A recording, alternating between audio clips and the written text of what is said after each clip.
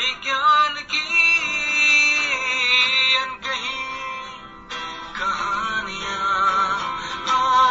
आइए हम सुने विज्ञान की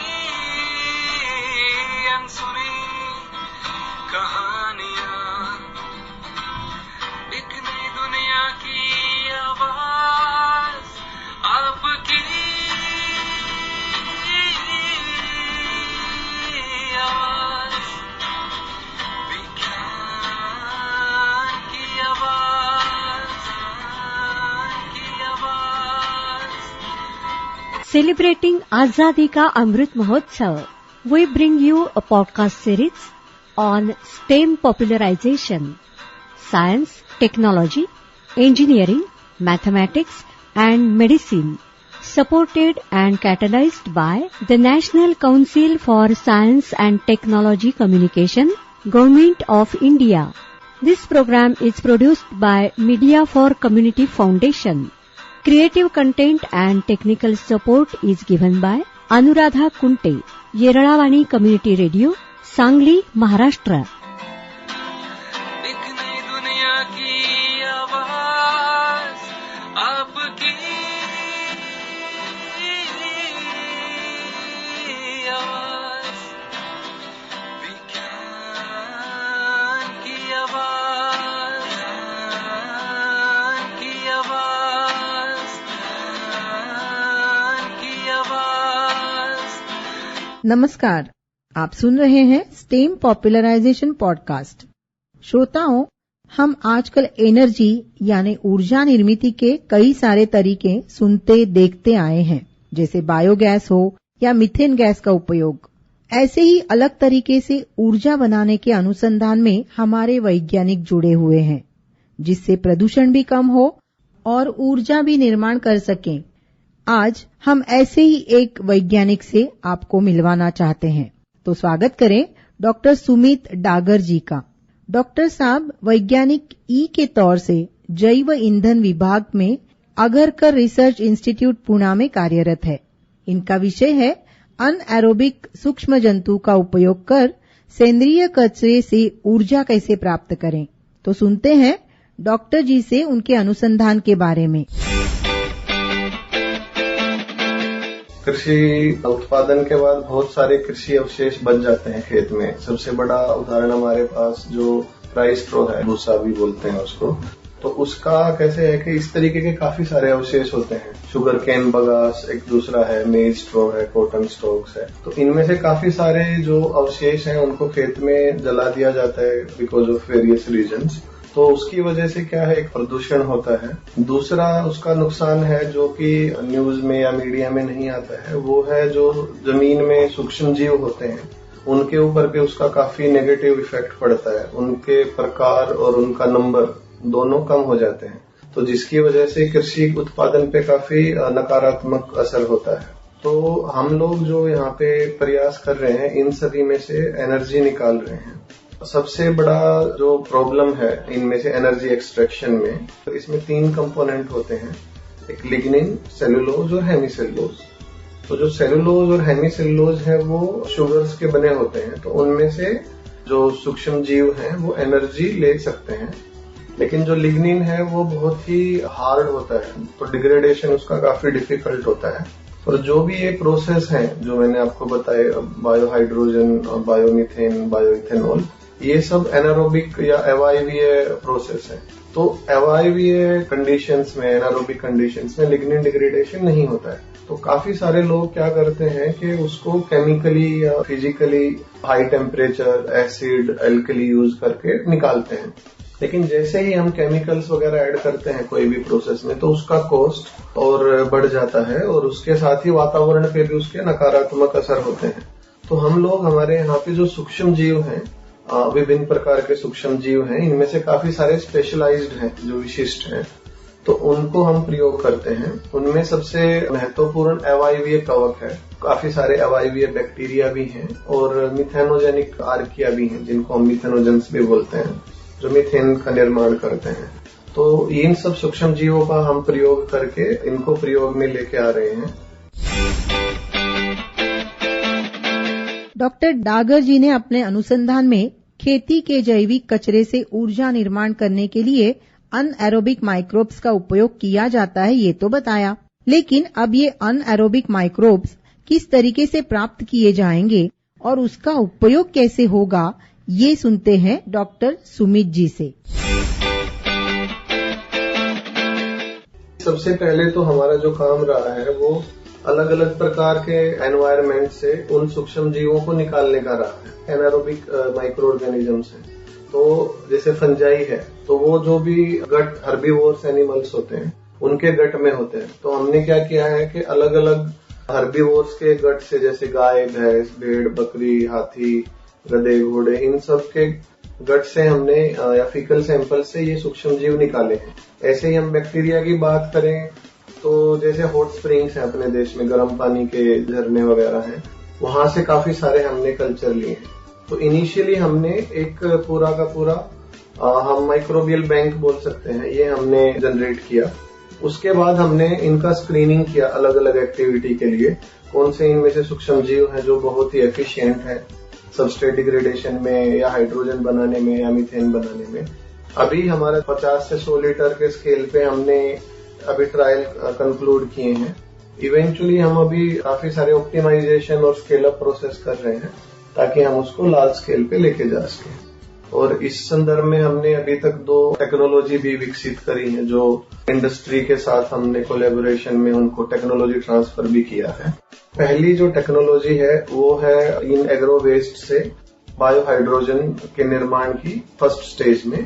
तो ये सूक्ष्म जीव क्या करते हैं कि एनारोबिकली डिग्रेड करते हैं सेलुलोज हेमीसेलुलोज को, जिससे शुगर्स रिलीज होते हैं एंड उसके बाद उनको वो फर्मेंट या किण्वन की प्रक्रिया के द्वारा हाइड्रोजन, कार्बन डाइऑक्साइड और काफी सारे एसिड्स जैसे कि acetic acid, propionic butyric acid में कन्वर्ट करते हैं। तो इस प्रथम चरण के बाद हाइड्रोजन हमको मिल जाता है। जो ये बचे हुए एसिड्स हैं या बचा हुआ जो बायोमास है वो दूसरे चरण में जाने के बाद अलग प्रकार के उसमें सूक्ष्म जीव होते हैं जिसमें मिथेनोजेंस भी होते हैं। तो वो मिथेनोजेंस इन एसिड्स का बायोमीथेन या जिसको जैव मीथेन भी बोल सकते हैं में कन्वर्जन कर देते हैं। तो इस प्रकार हमें 2 चरणों में जैव हाइड्रोजन प्रथम चरण में और द्वितीय चरण में हमको जैव मीथेन मिल जाती है। दूसरा हमारा जो प्रोसेस है या टेक्नोलॉजी है उसमें हम सीधे रूप से एक ही स्टेज में जैव मीथेन का उत्पादन करते हैं, लेकिन इसमें मीथेन का उत्पादन है वो काफी हाई रेट से होता है और काफी एफिशिएंट प्रोसेस हमने डेवलप किया है, जिसमें कम दिनों में ज्यादा से ज्यादा बायोमास को हम प्रोसेस करके ज्यादा से ज्यादा यील्ड हमको मिल जाती है ये जैव मीथेन की। तो ये दोनों हमने इंडस्ट्रीज को ट्रांसफर की है टेक्नोलॉजी। तो जैसे मैंने बताया कि एक तो हम मुख्यतः जो वेस्ट हैं जैसे म्युनिसिपल वेस्ट हैं या एग्रो वेस्ट हैं, तो इन सब का प्रयोग करते हैं। तो we are making wealth from waste which is in line with the PMO guidelines. अपने देश के प्रधानमंत्री जी का भी इन्हीं पे काफी जोर रहा है। तो इनके साथ कैसे है कि जैसे अगर हम सपोज जो जैव अवशेष हैं, एग्रो वेस्ट हैं, उनको हम ले पाएंगे तो अगर कमर्शियली वायबल प्रोसेस होंगे, इंडस्ट्रियल प्रोसेस डेवलप होंगे तो किसानों से उन इंडस्ट्रीज खरीदेंगे वो सब। तो जो अभी प्रदूषण हो रहा है वो प्रदूषण कम हो जाएगा, उसके साथ किसानों की आय भी बढ़ेगी। दूसरा इसमें जो मैंने अभी तक एक बात आपको नहीं बताई है, इन सभी प्रोसेस के बाद हमको जैव ईंधन तो मिलते ही मिलते हैं, साथ में हमको इसमें ऑर्गेनिक फर्टिलाइजर भी मिलते हैं। तो जो बचा हुआ बायोमास होता है वो नाइट्रोजन, फास्फोरस, पोटेशियम और काफी सारे माइक्रो न्यूट्रिएंट्स होते हैं, उनमें बहुत ही रिच होता है। तो ना कि इनका प्रयोग करके हम जमीन में जो कार्बन जो कम हो रहा है अभी कंटिन्यूअस एग्रीकल्चर एक्टिविटी से, वो भी बढ़ा सकते हैं। साथ में जो हमारा अभी ओवर डिपेंडेंस है ऑन इनऑर्गेनिक फर्टिलाइजर्स के हम जो प्रयोग कर रहे हैं, जिससे और अधिक प्रदूषण हो रहा है, क्योंकि काफी सारे जितने यूज में नहीं होते हैं उतना फर्टिलाइजर अप्लाई होता है। बारिश के बाद, लीचिंग के बाद वो नदी नालों में बह के और वहां पे पोल्यूशन कर रहा है। तो अगर हम ये ऑर्गेनिक फर्टिलाइजर जो इन प्रोसेस के बाद बनेगा वो यूज करेंगे तो किसानों की आय भी बढ़ेगी, क्योंकि हम ये फर्टिलाइजर उनको देंगे तो उनका जो कॉस्ट है इनऑर्गेनिक फर्टिलाइजर यूज करने का वो भी कम हो जाएगा और उनकी जो आय है वो भी बढ़ने की काफी संभावना है। तो उसके अलावा जो स्वास्थ्य पे असर जो हो रहा है इन सब चीजों का, वो तो हम समझ ही सकते हैं। आप सुन रहे हैं स्टेम पॉपुलराइजेशन पॉडकास्ट। खेती प्रधान देश होने के कारण गन्ना, चावल, इनके खेतों से जो कचरा खलिहानों में बच जाता है, उसका उपयोग करके अनएरोबिक कवच यानी अनएरोबिक माइक्रोब्स के माध्यम से जैव ईंधन बनाने का अनुसंधान हम सुन रहे हैं। डॉक्टर डागर जी इस अनुसंधान से किसानों का फायदा होने के बारे में बता रहे हैं। जैव खाद मिलने के साथ साथ पर्यावरण पर होने वाला असर और हमारी सेहत पर होने वाला नुकसान ये अनुसंधान कम कर सकता है। तो आगे डॉक्टर साहब से हम जानते हैं कि इस विषय पर दुनिया में क्या काम शुरू है। दुनिया के सभी देशों में एनर्जी पे सस्टेनेबल होने के लिए, शाश्वतता में लाने के लिए कई सारे अनुसंधान शुरू हैं। तो सुनते हैं डॉक्टर डागर जी को। अभी रैंकिंग का तो इस प्रकार से कोई रैंक उपलब्ध नहीं है, लेकिन जैव उत्पादन है जो जैव ईंधन का है, उनमें अगर हम बात करें तो काफी सारे देश हैं, जैसे यूएस है, ब्राजील है, इवन चाइना है। तो ये जैव ईंधन 2-3 प्रकार के आते हैं। एक वो ईंधन होते हैं जो जिसमें बायोफ्यूल्स बनते हैं, लेकिन वहां पे हम जो फूड या फीड है उसका इस्तेमाल करते हैं। जैसे ब्राजील में जो इथेनॉल बनता है, बायो इथेनॉल, वो आपका शुगर केन से बनता है। यूएस अमेरिका में बनता है वो मेज से बनता है। तो वहां पे हम जो फूड है वो सबस्ट्रेट यूज करके कर रहे हैं, तो उसको हम फर्स्ट जनरेशन या बायोफ्यूल्स बोलते हैं। जो हमारा जो अनुसंधान है उसमें हम सेकंड जनरेशन बायोफ्यूल पे काफी कोशिश कर रहे हैं। तो जैसे चाइना हो गया या फिर साउथ ईस्ट एशियन कंट्रीज हैं, वहां पे अभी काफी लोग प्रयासरत हैं, लेकिन अभी ये अनुसंधान अपने फाइनल स्टेजेस में नहीं है। लेकिन अगर हमको लीड मिलती है इसमें, क्योंकि अभी हम स्केल अप कर रहे हैं इंडस्ट्रीज के साथ मिलके, तो काफी सभी देशों में भी हम इस टेक्नोलॉजी के लेके जा सकते हैं। हमारे यहाँ पे जो अनुसंधान संस्थान में है 100 लीटर तक के हम प्रयोग कर लेते हैं, लेकिन उसके आगे हमको इंडस्ट्रीज के हेल्प की जरूरत पड़ती है। तो जैसे जैव हाइड्रोजन का जो हमारा है अभी प्रयोग, वो हम 10,000 लीटर के स्केल तक लेके गए हैं उसको, तो वो ट्रायल्स अभी चल रहे हैं। ये हमने KPIT टेक्नोलॉजीज लिमिटेड और अभी थर्मेक्स लिमिटेड पुणे में कंपनीज हैं, इनके साथ हम 10,000 लीटर के स्केल तक उनको ट्रायल कंडक्ट कर रहे हैं। अगर वो सक्सेसफुल होते हैं तो हम इनको और बड़े स्केल पे अभी लेके जाएंगे। अनुसंधान में कैसे है कि जो इंडस्ट्रीज हैं उनके अपने लिमिटेशंस होते हैं, R&D रिसर्च इंस्टीट्यूट के अपने लिमिटेशंस होते हैं। तो अगर कोलैबोरेटिव एफर्ट हम करते हैं एक साथ, तो उसमें दोनों को फायदा होता है। काफी सारे स्पेशलाइज्ड एरिया हैं, जैसे स्केल अप का मैंने बताया, हायर स्केल पे इंजीनियरिंग कंपोनेंट वगैरह है, तो वो हमको इंडस्ट्रीज से काफी मदद मिल जाती है। दूसरा, हमें इंडस्ट्रीज से ये भी समझ आता है कि उनको कितना यील्ड किस लेवल पे चाहिए, ताकि जो प्रोसेस है वो इकोनॉमिकली वायबल हो सकता है।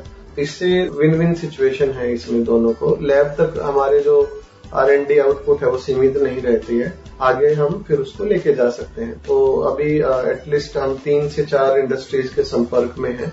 इसके आगे हमें जैव इथेनॉल पे हम लोग जो सेकंड जनरेशन मैंने बताया, जो एग्रो वेस्ट से हम कर सकते हैं, तो उसमें हमारा अभी चल रहा है काफी काम।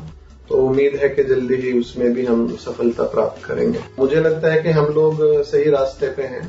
ऐसे ही अच्छे से प्रयास करते रहेंगे तो we can be the leading countries in this area of research. Majorly हमारा जो काम है वो FIV सूक्ष्म जीवों पे है। तो इस प्रोसेस में काफी सारे नए जीव भी पाते हैं, तो वो हम रिसर्च काफी जर्नल्स में पब्लिश करते हैं। इसमें जर्नल्स अलग अलग टाइप के रहते हैं, जैसे आर्काइव्स ऑफ माइक्रोबायोलॉजी है, फ्रंटियर्स है, माइकोकीज है। तो जो नए सूक्ष्म जीव की प्रजातियां हम खोज पाते हैं वो हम वहां पे प्रकाशित कर लेते हैं। अभी तक हमने एक पेटेंट सबमिट किया है। इसका हमने फाइनल अभी पिछले कुछ दिनों पहले ही हमने उसका फर्स्ट एग्जामिनेशन रिपोर्ट सबमिट किया है। उसका हियरिंग हम एक्सपेक्ट कर रहे हैं अगले कुछ समय में। तो एक पेटेंट हमारा है, 2-3 पेटेंट हमारे प्रोसेस में हैं। बहुत शुक्रगुजार हूं मैं आप सभी लोगों का और DST का काफी खुशी की बात है कि रिसर्च के बारे में सामान्य लोगों को भी जागरूक किया जा रहा है। तो ऐसे प्रयासों की हमें जरूरत है और हमें उम्मीद है कि आप लोग भविष्य में भी ये सब करते रहेंगे। धन्यवाद। धन्यवाद डॉक्टर सुमित डागर जी। स्टेम पॉपुलराइजेशन श्रोताओं की तरफ से आपका बहुत बहुत शुक्रिया। आइए हम सुने विज्ञान की अनकही कहानियां। आइए हम सुने विज्ञान की अनसुनी कहानियां। एक नई दुनिया की आवाज आपकी आवाज, विज्ञान की आवाज, की आवाज। Celebrating Azadi Ka Amrit Mahotsav, we bring you a podcast series on STEM popularization, science, technology, engineering, mathematics and medicine, supported and catalyzed by the National Council for Science and Technology Communication, Government of India. This program is produced by Media for Community Foundation. Creative content and technical support is given by Anuradha Kunte, Yeralawani Community Radio, Sangli, Maharashtra.